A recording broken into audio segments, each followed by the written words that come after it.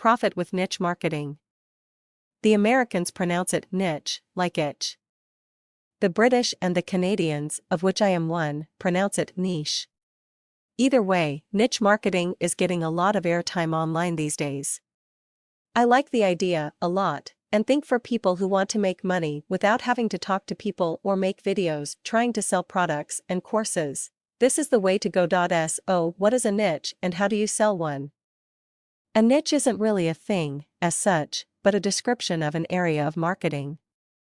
If a market is a group of people who want to buy a certain kind of thing, a niche is a smaller group within that group who want a more specific aspect of that thing. Let me give you an example. Let's say the market we are talking about is gardening.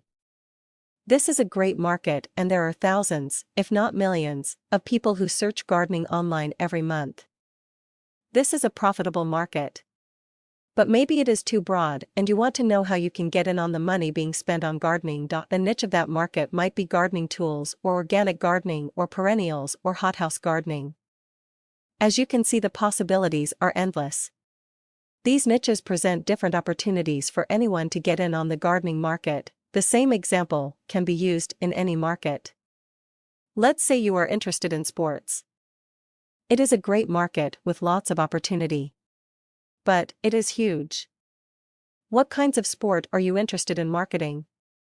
Well, from sports there is golf, baseball, football, soccer, basketball, and so on. All these are very popular and could be great niches, but what about the less fortunate sports like bowling, ping pong, luge, lacrosse, or field hockey?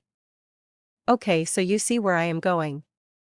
Even though there may not be 5 million searches for bowling chalk like there are for football jerseys, it does not mean it isn't a great niche. As a matter of fact, you will have a much better chance to rank in Google if you have a more obscure niche.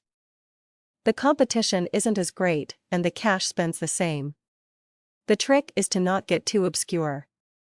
You don't want to be the only site out there with the tumbleweeds blowing in the wind. Competition is a good thing. If there is competition, we know that people are spending money on that item. So you want a little healthy competition. I personally wouldn't go for a market in reviewing the top-selling IM product out there. If you go to the current favorite right now and search it, you will find at least 2 full pages of reviews with bonuses, and all the good domain names have been taken. You might get lucky with a .info name, but I wouldn't buy it if I were you. So, what do we do after we have our niche? Next, you want to pick a product. What are you selling? What area is your niche in? Let's say you picked small kitchen appliances, maybe microwaves. Great.